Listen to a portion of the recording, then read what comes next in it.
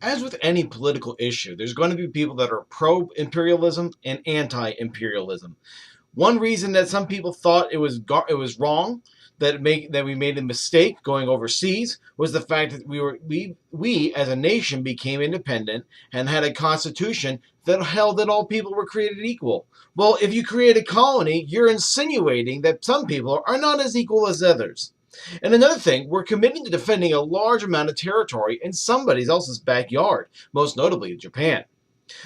One more thing to note: when you take people as a colonial possession, all right, well, you are basically saying that there are people that are inferior to you, right?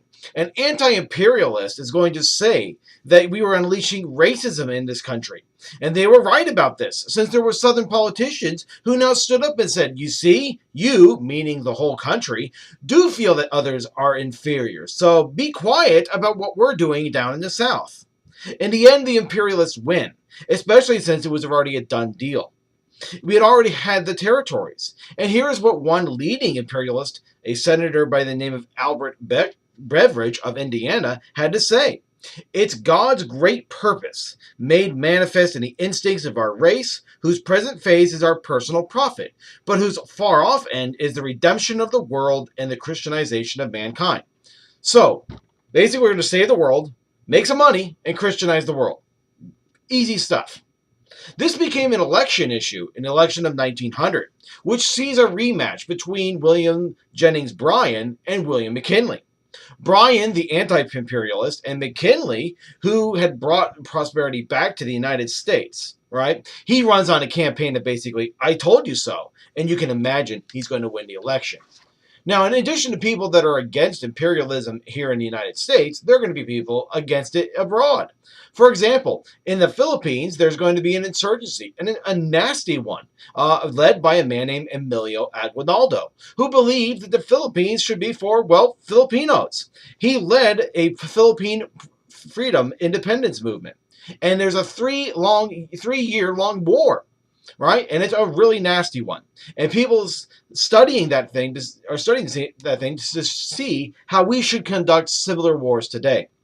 We finally catch Aguinaldo and put an end to the insurgency. Now, we're also going to announce a new policy during this time period in regards to China. China is tremendously weak at this time, and a concern was going to be that there was other nations that were just going to chop off China and chop off all these little sections of China and control themselves, right? And everybody involved were jealous of one another. Like, Britain's got this one section, but is jealous of Germany's section, right? So the United States shows up and comes up with what's known as the open door policy. And basically what it does is it's the United States tells European nations, hey, don't take the Chinese market just for yourselves.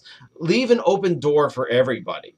And they use the jealousies between the larger, more powerful European nations against them, because the one thing the one thing that they don't want to have happen is have other rival nations corner off parts of the Chinese market.